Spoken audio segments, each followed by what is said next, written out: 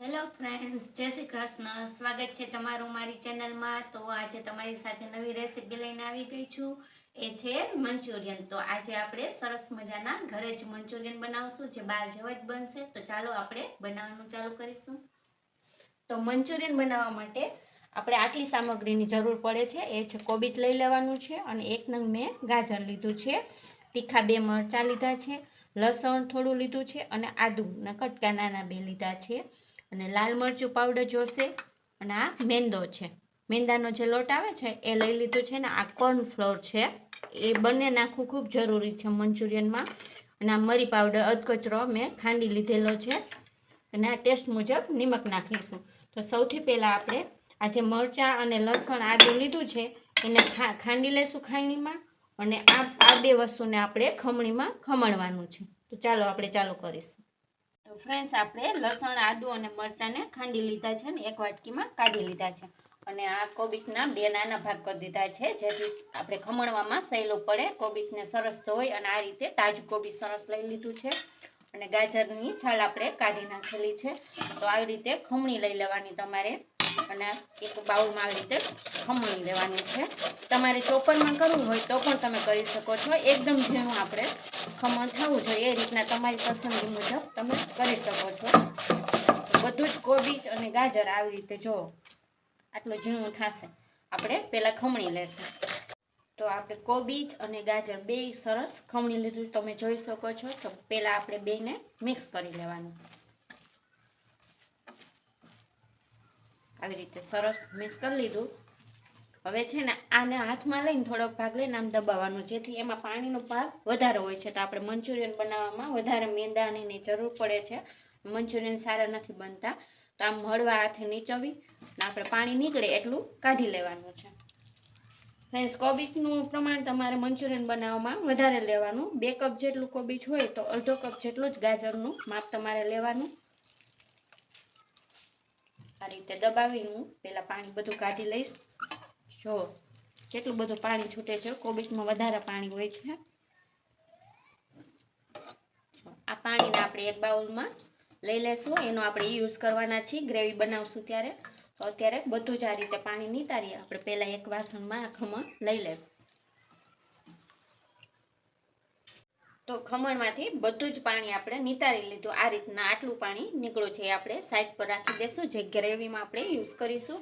આ મરચાં આદુ લસણ આપણે જે ખાંડ્યા હતા એ પહેલાં એડ કરી દેવાના છે. ત્યારબાદ થોડુંક લાલ મરચું પાવડર આપણે એડ કરીશું.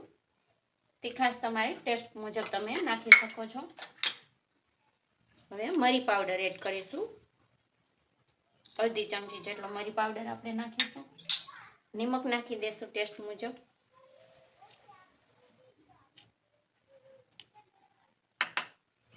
હવે આપણે મેંદો લઈ લેવાનો છે પહેલાં. તો અત્યારે 4 ચમચી જેટલો હું મેંદો નાખું છું. પછી જરૂર પડશે તો આગળ આપણે વધારે એડ કરીશું. એ તમારે કોબીજમાં પાણીનું પ્રમાણ કેટલું હતું એના પર નક્કી થાય છે. એટલે પહેલાં આટલો મેંદો આપણે એડ કરી પછી ત્યારબાદ આપણે વધારે જરૂર પડશે તો નાખીશું. કોર્નફ્લોર પણ આપણે એટલો જ નાખવાનો છે. કોર્નફ્લોર લઈ લીધો છે, એ 4 ચમચી જેટલો હું નાખી દઉં છું. આ છે સોયા સોસ. એમાં સરસ સુગંધ આવે મંચુરિયનમાં, એટલે આપણે 1 ચમચી જેટલો સોયા સોસ એડ કરી દઈશું. જે ઓપ્શનલ છે, તમારે ન નાખવું હોય તો પણ ચાલે, પણ આનાથી વધારે સરસ ટેસ્ટ આવશે. હવે આ બધું સરસ મિક્સ કરી દેવાનું છે. આપણે બાઇન્ડિંગ આવે એ પ્રમાણે કરવાનું છે. તો મેંદો અને કોર્નફ્લોર નાખીને સરસ આ રીતે આપણે તૈયાર કરી લેવાનો છે લોટ. તમારે આમાંથી થોડોક ભાગ લઈ અને આમ કરી જોવાનું. સરસ બોલ બની જાય છે. તો આમાં મારે વધારે 2 ચમચી હજી કોર્નફ્લોર અને મેંદો મેં નાખેલો છે. તો આપણું પરફેક્ટ ડો તૈયાર છે. હવે એના આપણે મંચુરિયન બનાવી લેશું આ રીતના બોલ. તમારે જે સાઈઝના કરવા હોય એ સાઈઝના તમે કરી શકો છો. તો પહેલાં આમ બોલ બધા બનાવીને પછી આપણે એને તળવાના છે. તો બધા જ મંચુરિયન બનાવી લીધા છે, અને અહીં મેં તેલ ગરમ કરવા મૂકી દીધું છે પહેલેથી. તો તેલ હવે ગરમ થઈ ગયું છે. તો આપણે આમાંથી એક એક લઈ અને નાખતો જવાનું છે, તળી લેવાનું છે. આપણે સરસ બ્રાઉન કલરના થાય ત્યાં સુધી આપણે તળવાના છે, અને ગેસની ફ્લેમ મીડિયમ રાખવાની છે. એકદમ હાઈ ફ્લેમ ઉપર નથી તળવાના, નહીં તો બહારથી બળી જશે અને અંદર કાચા રહેશે મંચુરિયન. તો જેટલા સમય તમારે પેનમાં એટલા મંચુરિયન એક સાથે નાખી દેવાના છે. મીડિયમ ફ્લેમ ઉપર આપણે એને બ્રાઉન કલરના તળી લેશું પહેલાં. જ્યારે આ મંચુરિયન તેલમાં નાખો તો તરત જ તમારે એને હલાવવાના નહીં, થોડી વાર એમને કૂક થવા દેવાના. થોડાક બબલ ઓછા થાય ને પછી હળવે હાથ આ રીતે કરવાના છે.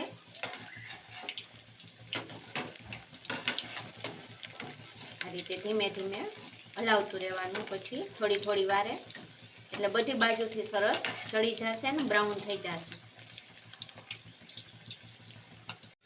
તો તમે જોઈ શકો છો આટલા બ્રાઉન આપણે તળવાના છે મંચુરિયનને. આ તળાતા તમારે 6 થી 7 મિનિટ જેટલો ટાઈમ લાગશે, પરંતુ મીડિયમ ફ્લેમ જ તળવાના, એટલે અંદર સુધી સરસ ચડી જશે. સરસ આપણે તળાઈ ગયા છે મંચુરિયન. તો બહાર કાઢી લેશું. જો કેટલા સરસ લાગે છે. બીજા મંચુરિયન આ રીતે જ આપણે પહેલા તળી લેવાના છે. તો મંચુરિયન આપણે બનાવી લીધા. તો હું તમને થોડાક એમાંથી લઈને અને તોડીને પણ બતાવીશ. જો અંદરથી એકદમ સરસ ચડી ગયા છે અને એકદમ પોચા બન્યા છે, જરા પણ કઠણ નહીં, ઉપરથી એકદમ ક્રિસ્પી છે. ખૂબ જ ટેસ્ટી બને છે. તો બધા જ મંચુરિયન તળી લીધા છે. આમાંથી 2-3 તો ખવાઈ પણ ગયા છે. ને હવે આપણે બનાવીશું ગ્રેવી મંચુરિયનની. તો એના માટે એક પેન લઈ લીધી છે, ગેસ ચાલુ કરી દીધો અને 2 ટેબલ સ્પૂન જેટલું આપણે તેલ લઈ લેવાનું છે. ના જે ચાઇનીઝ આપણે ગમે રેસીપી બનાવી ફૂલ ફ્લેમ ઉપર જ કરવાની હોય છે. ગેસની ફ્લેમ ફાસ્ટ જ રાખવાની છે. અને તેલ ગરમ થશે એટલે આપણે એમાં ઝીણું સુધારેલું લસણ લીધું છે અને આદું લીધું છે. એ બે પહેલાં એડ કરી દેવાનું છે. થોડુંક આદું અને થોડુંક ઝીણું સમારેલું લસણ લઈ લીધું છે. તો હવે તેલ ગરમ થઈ ગયું છે તો આપણે એમાં એડ કરી દઈશું. તેલમાં થોડીક વાર સાતળી લઈશું જેથી એનો કાચો ટેસ્ટ વયો જાય. તો હવે લસણની સતળાઈ ગયું છે. તો હવે ડુંગળી અને કેપ્સિકમ બે આપણે એડ કરી દઈશું. ને મોટા અહીં કટ કરેલા છે. તમારે ઝીણા કટ કરવા હોય તો પણ એક પણ કરી શકો છો. આ બધું જ આપણે સરસ કૂક કરવાનું છે. થોડુંક ચડી જાય ત્યાં સુધી કૂક કરવાનું છે. ત્યારબાદ આપણે બધા એમાં મસાલા એડ કરીશું. તો તમે જોઈ શકો છો બધું સરસ ચડી ગયું, એકદમ કૂક પણ નથી થયું અને કાચું પણ નથી, એ રીતના તમારે. તો હવે ગેસની ફ્લેમ થોડીક સ્લો કરી દઈશું અને બધા જ મસાલા આપણે એડ કરીશું. તો 1 ટેબલ સ્પૂન જેટલો સોયા સોસ તમારે લઈ લેવાનો છે, એડ કરીશું. 1 ચમચી જેટલો આપણે રેડ ચીલી સોસ છે એ લઈ લેવાનો છે. અને આ ટમેટો કેચઅપ છે એ 1 ચમચી લઈ લેશું. ત્યારબાદ થોડોક મરી પાવડર એમાં નાખીશું, 2 ચમચી જેટલો. ટેસ્ટ મુજબ નિમક એડ કરી દઈશું આપણે.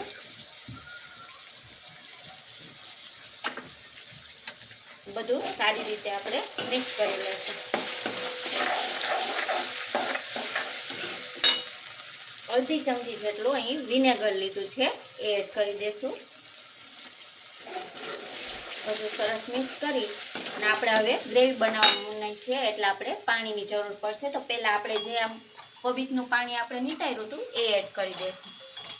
પછી વધારે જરૂર પડશે તો બીજું પાણી આપણે નાખીશું. હવે ગેસની ફ્લેમ ખાસ કરી નાખીશું આપણે. થોડુંક પાણી હજી નાખીશું આપણે. જે પ્રમાણે તમારે ગ્રેવી બનાવવી હોય એ પ્રમાણે પાણી એડ કરી દેવાનું. અને બધું જ સરસ આપણે ઉકળવા દઈશું. જ્યાં સુધીમાં ઉકળે છે ત્યાં સુધીમાં આપણે ગ્રેવીને ઘટ કરવા માટે કોર્નફ્લોરની જરૂર પડશે. તો અહીં 2 ચમચી કોર્નફ્લોર લઈ લેવાનો છે ને એમાં પાણી એડ કરી પાતળી સ્લરી તૈયાર કરવાની છે આપણે. ગાંઠો ન રહે એ રીતે સરસ મિક્સ કરી લેવાનું આપણે. પછી જ આ ગ્રેવીમાં એડ કરવાનું છે. આનાથી સરસ થિકનેસ આવશે ગ્રેવીમાં, એટલે આ જરૂરથી નાખવું જ પડતું હોય છે ઘાટી ગ્રેવી કરવા માટે. તો તમે જોઈ શકો છો સરસ ઉકળી ગયું છે આપણી ગ્રેવી. હવે થોડું કરી આપણે આ કોર્નફ્લોરની સ્લરી એડ કરતા જઈશું અને કૂક કરીશું. તમે જેમ આ કૂક કરશો એમ સરસ ગ્રેવીનો કલર ચેન્જ થઈ જશે, થોડીક થીક થઈ જશે અને શાઇન પણ આપશે. હજી થોડુંક આપણે નાખી દઈશું. જે પ્રમાણે તમારે ઘાટી રાખવી હોય એ પ્રમાણે આ સ્લરી એડ કરવાની છે. તો સરસ ગ્રેવી ઘાટી થઈ ગઈ છે. હજી કૂક થવા દેશું.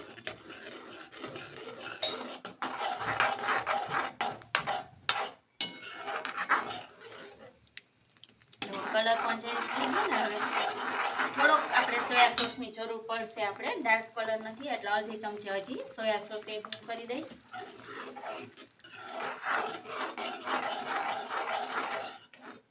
સરસ ઉકળી ગઈ છે આપણી ગ્રેવી. હવે પાકી ગઈ છે અને ટેસ્ટ સરસ આવી ગયો છે બધો. હવે એમાં જે આપણે મંચુરિયન તળ્યા છે એ એડ કરી દેવાના છે અને થોડી વાર માટે કૂક કરવાનું છે, જેથી બધો ટેસ્ટ અંદર મંચુરિયનમાં પણ સરસ હોઈ જાય. અત્યારે આટલા મંચુરિયન હું એમ જ ખાવા માટે રાખી દઉં છું.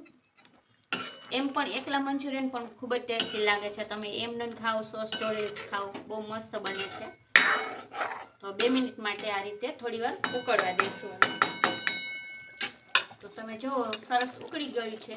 તો આપણે લીલી ડુંગળીના જે પાન હોય છે, જેને સ્પ્રિંગ ઓનિયન કહે છે, એનાથી આપણે ગાર્નિશ કરીશું ઉપરથી. તો ફ્રેન્ડ્સ, આપણા મંચુરિયન ગ્રેવી સાથે તૈયાર છે, જે ખૂબ જ સરસ બનાવે છે. તો હવે આપણે એને સર્વ કરી દઈશું પહેલાં. તો સરસ મજાના મંચુરિયન ગ્રેવી બનીને તૈયાર છે. એને હું એક પ્લેટમાં સર્વ કરીશ. જેટલા દેખાવમાં સરસ લાગે છે ને એટલા ટેસ્ટી પણ સરસ બને છે મંચુરિયન. તો ગ્રેવીનું પ્રમાણ તમારે પસંદ હોય એ પ્રમાણે તમે રાખી શકો છો. એમાં જરૂરી નથી કે આટલી જ ગ્રેવી તમારે કરવી. તો હવે આને હું ગાર્નિશ કરીશ. ગાર્નિશમાં આપણે ડુંગળીના લીલા પાન જે હોય એનાથી ઉપર ગાર્નિશ કરીશું અને થોડી કોથમીર. તો તૈયાર છે આપણા મંચુરિયન ગ્રેવી. ફ્રેન્ડ્સ, આ મંચુરિયન ગ્રેવી બહુ જ સરસ ઘરે બને છે અને સહેલાઈથી બની પણ જાય છે.